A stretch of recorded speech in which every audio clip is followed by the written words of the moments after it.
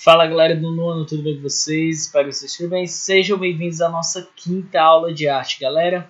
E para nos ajudar nesse processo de avaliação que iremos enfrentar daqui a 2 semanas, se eu não me engano, irei iniciar nossa revisão, certo? A nossa revisão vai se depender de duas partes, né? A primeira parte a gente vai trabalhar com os 2 primeiros capítulos. A gente vai traçar de uma forma bem rápida, bem específica no sentido do conteúdo em si, ou seja, focando em pontos extremamente importantes, sem aquele desdobramento que uma aula normal tem. Até porque isso aqui é uma revisão, a gente vai atrás de pontos cruciais e que são indispensáveis para a avaliação de vocês, beleza? E na segunda parte, os 2 outros conteúdos posteriores que são do livro de vocês. Beleza, galera? Então é isso, pegue todos os materiais que vocês precisam, que vocês acham e julgam se necessário para a nossa aula. Não vou fazer a revisão da aula passada, porque nós iremos fazer na nossa próxima aula. Então, a gente vai focar estritamente nas nossas 2 primeiras aulas das 2 primeiras semanas de aula. Beleza? Então vamos lá começar a nossa introdução da revisão de vocês. Beleza, galera? Então, para iniciar essa revisão, a gente vai tratar de Frans Post. Frans Post é um pintor holandês que ele veio junto com Maurício de Nassau para cá, no período onde a Holanda estava buscando a conquistar territórios aqui no Brasil, né? Principalmente na região Nordeste. Tanto que vale ressaltar que, em um determinado período da história, a Holanda ela conseguiu boa parte do território nordestino do país, tanto passando a chamar aquele território do Maranhão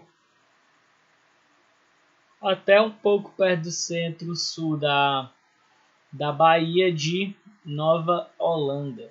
E junto com eles vieram 2 pintores, que foi o Frans Post e o Urquhart, né? Então, o Frans Post ele era voltado, a sua forma artística era voltada para a pintura paisagem, né?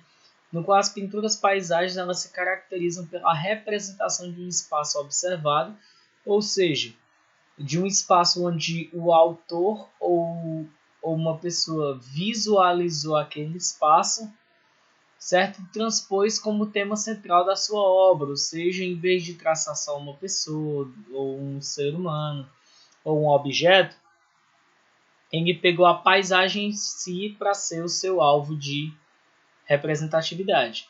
Ou seja, ele usou o ambiente para ser a sua obra. E ela pode ser rural ou urbana, dependendo do próprio autor. E Frans Post ele trabalhava com isso. Mesmo existindo pessoas dentro de suas imagens, como o carro de bois, ele tinha essa ideia relacionada a digamos assim, ao registro, a ideia do registro do cotidiano. Ou seja, ele visualizava, ele achava interessante aquela paisagem, aquela construção paisagística, mesmo com as pessoas ali, e ele desenhava mostrando uma ideia de cotidiano, certo? Já o Albert Eckhout, ele trabalhou mais com as questões dos objetos inanimados e deu-se o nome de pinturas de natureza morta, né? Que são pinturas que se caracterizam pela representação de objetos inanimados como frutas, flores e porcelanas. É muito comum, já relatei na aula que é muito comum muitos desenhistas começarem o estudo do realismo através da natureza morta. Beleza? Então, galera, o Albert Eckhout produzia mais essas questões da natureza morta e, junto com ela, ele também utilizava do retrato, do retrato, no qual ele observava pessoas daquela região ou pessoas ali, e ali ele desenhava elas como modelo vivo, ou seja, ele pedia para que as pessoas ficassem paradas ou até mesmo memorizadas, e ele acabava representando elas através dessas pinturas, né? Então a pintura do gênero retrato se caracteriza pela representação de uma pessoa ou de um grupo de pessoas com base nas observações de um modelo vivo, certo? Ou seja, onde o indivíduo ele posa para que os pintores possam fazer as suas artes, né? Beleza? E com isso o gênero retrato ele deu origem ao gênero autorretrato, onde os próprios artistas eles se autodesenhavam. E é importante frisar uma situação é que não necessariamente esses desenhos que representam o autorretrato são eles de verdade. Pode ser a representatividade de como eles se enxergavam, ou até mesmo a representatividade de como eles estariam inseridos dentro da sua forma de obra artística, ou até mesmo pareça por uma situação totalmente aleatória que possivelmente nem ele esteja vivenciando, mas que ele o fez com representar essa situação. Por exemplo, O Homem Desesperado, de Gustave Courbet. Este é o Gustave Courbet, mas possivelmente ele não estava desesperado assim na hora de fazer, mas ele quis transpor uma ideia de desespero referente à sociedade no qual ele vivia, ou algum tema que ele acha ou achou pertinente. Então ele o fez, o desenhou de uma pose como se tivesse sentido, estassem vivendo uma sensação de desespero. Outro caso foi Um Momento de Dor, de Vincent van Gogh, onde ele faz seu autorretrato com um machucado na orelha, no qual ele cortou a sua própria orelha em um momento de surto no hospício onde ele vivia. E ele fez o seu autorretrato com essa faixa na orelha. E aqui o Pablo Picasso, que isso aqui é totalmente diferente do que realmente ele é, mas ele quis o representar na forma do expressionismo, não. Da forma do... esqueci o nome. De novo. O nome que se deu e que se deu origem ao modernismo, né? O estilo que se deu origem ao modernismo, né? Com traços mais fortes, mais grotescos e um desenho não muito bem elaborado ou muito realístico, né? Beleza? E aqui uma questão para não vai cair muito na prova, mas a gente vai comentar. Vai cair, a gente vai ter que comentar sobre ela, que é a questão da ideia das selfies, né? Que selfies é a ideia de você mesmo, né? Tem a ideia de você mesmo. E a selfie ela se comporta não apenas como uma foto, mas sim como um registro e um meio comunicativo, onde as pessoas elas interagem melhor com a comunicação do que com a comunicação visual do que com a verbal, a escrita, né? Ou seja, é muito mais fácil você bater foto daquilo que você quer apresentar para alguém do que você ficar falando todas as informações e detalhes e descrevendo aquela imagem que você deseja. Certo? O exemplo que até a Pamela Rutledge dá é que a questão do... Por exemplo, na praia você vai querer transpor o que você está vivenciando na praia através de texto, não fica tão rico e tão animador e inspirador para outra pessoa que está escutando do que você enviar uma foto e ela visualizar tudo aquilo que você está falando. E a missão artística francesa. Galera, essa missão artística francesa ela foi muito importante para o desenvolvimento intelectual da nossa sociedade, certo? Porque até então a gente era tratado muito com o auléu, né, os brasileiros da época. E quando a família real portuguesa veio ao Brasil para morar, fugindo de uma possível invasão de Portugal, ela veio e viu que a população não tinha um caráter moral e intelectual bem desenvolvido. Então, mesmo aqueles que vinham de Portugal.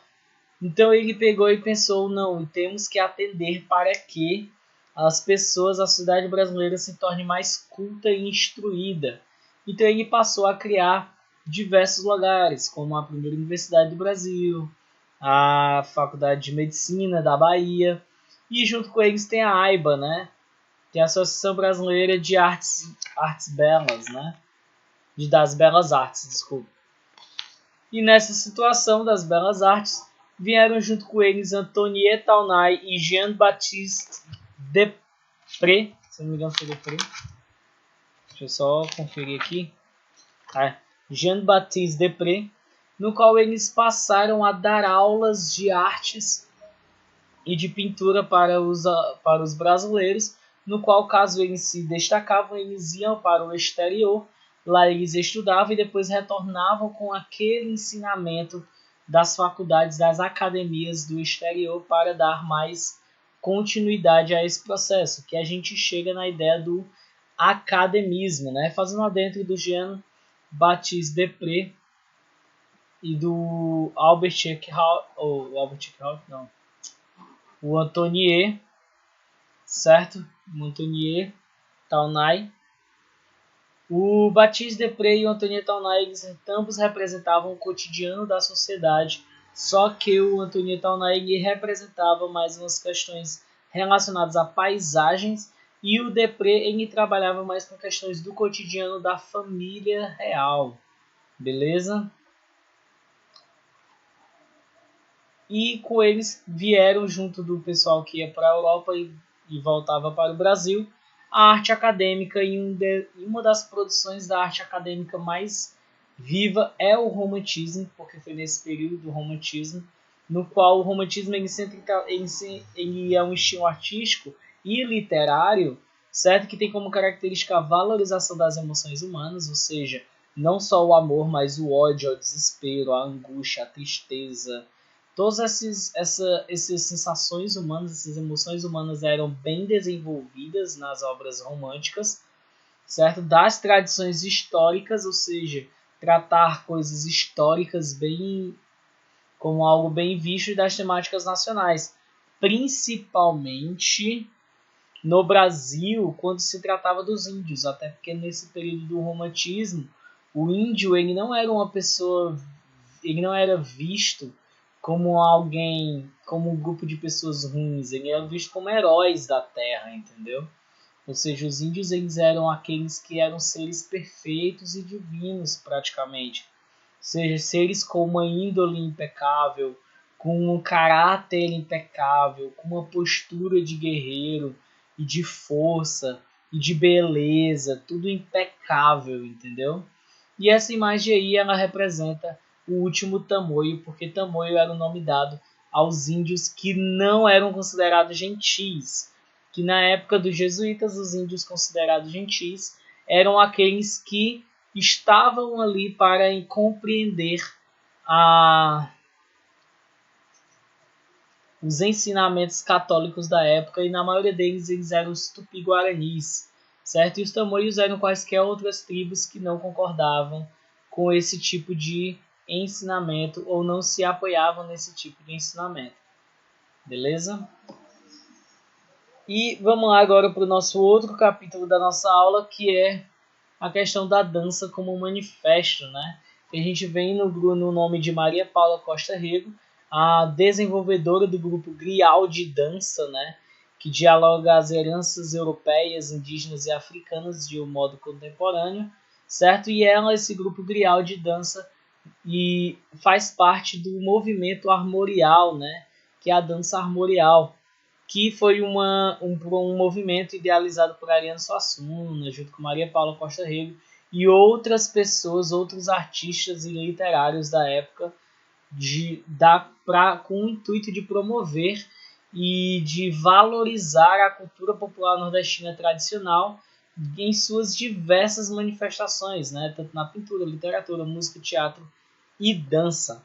Tratando-se aqui da dança, Maria Paula Costa Rego ela propôs um espetáculo chamado Terra, no qual ele propõe uma reflexão sobre questões relacionadas aos povos indígenas. O principal aspecto abordado no espetáculo é a luta desses povos pelo reconhecimento do direito que eles têm de viver nas terras tradicionalmente ocupadas por eles. É aquela questão da perda e da ocupação das terras que os índios eles obtinham aqui na época pré-colombiana, e depois digamos assim, o roubo, né, podemos dizer assim, o roubo das suas terras durante o período colonial, né? Beleza? Isso levantou também vários questionamentos e muitos questionamentos referentes ao Tratado das Demarcações das Terras Indígenas, né? Onde um videoclipe de um videoclipe com a canção de Chico César e de Carlos Renoir, eles fizeram para a ideia da demarcação, né? Ou seja, para apoiar as pessoas digamos assim, a protestarem em relação ao governo para que eles possam acelerar esse processo de demarcação das terras indígenas, né? E teve como representantes das músicas a Joan Ticuna e a Marlui Miranda, que são duas pessoas indígenas, né? E que se desenvolvem na música, levando a cultura indígena para lá. Aqui tem a melodia, não sei se vale a pena escutar, mas acho que não. Vocês escutam na próxima, na aula mesmo, na aula dessa aula aqui, né? Já que aqui é só uma recapitulação, então não há tanta necessidade da canção, tá bom? Mas é importante que vocês escutem, vão no YouTube, assistam o vídeo, que é muito bacana. E teve outros artistas muito famosos que participaram também, Caetano Veloso, Ney Matogrosso, Chico Buarque, galera tudinho aí. Beleza? Vamos lá. E essa apresentação Terra, esse espetáculo Terra, ele faz parte de uma trilogia, beleza? Trilogia é um grupo de 3 obras que elas se conectam por temáticas comuns. E essa Terra, esse espetáculo Terra, faz parte da trilogia Uma História, Duas ou Três. No caso, a primeira história é... esqueci o nome dela. Eu sei que a última é Terra, né? Vocês estão vendo aí. Mas temos a Barca, que é a primeira. A Barca, veio aqui no livro. A Barca e Travessia, né? Ou seja, o espetáculo A Barca ele trata muito das questões do Bumba Meu Boi, da cultura nordestina e também das dançarinas do cavalo marinho, né? Então eles tratam muito essa cultura pernambucana da dança e da música, né? Beleza? E a Travessia são contos e lendas históricas do folclore nordestino, né? Ou seja, ele aborda o universo da contação de histórias, criando elos entre as histórias do passado e as histórias atuais, né? E o último espetáculo é Terra, retratando já essa questão da ocupação dos índios. Uma história, duas ou três. Beleza, galera? E a atividade de revisão, vocês vão analisar essa imagem e vão responder que elementos da paisagem natural e humanos foram representados na obra reproduzida e, em sua opinião, o que teria motivado a vinda de um artista holandês para o Brasil no século XVII. E procurem, daqui são questões que vocês já resolveram. A terceira você já resolveu, a segunda também. A primeira você só vai mudar o cenário, a sua concepção de análise de obras de arte, que tem o nome e tudo para que você possa compreender melhor quem pintou, quando pintou e onde está exposto, com que pintou e algo mais. Beleza? A atividade você está descrita na videoaula, né? E vocês irão enviar pela Agenda Edu. O pessoal da modalidade online vai enviar a aula número 5, arte, até o dia 19. E o pessoal da modalidade presencial vai me entregar na próxima aula, beleza? Show, galera. Então nos sigam nas redes sociais, nosso canal no YouTube, dá aquele like maravilhoso, nos acompanhe pela Agenda Edu. E eu estarei disponíveis nas segundas-feiras no período de aula online. Um abraço, se cuide, não esqueça da máscara e do álcool em gel. Beleza, galera? Então essa é a nossa primeira parte da revisão. Espero que vocês tenham gostado, espero que vocês tenham se interessado e estudem, beleza, galera? Não deixe para estudar para que vocês possam tirar uma nota muito boa, beleza? Então a gente vai ficando por aqui, até a nossa próxima aula de revisão. Até mais, valeu!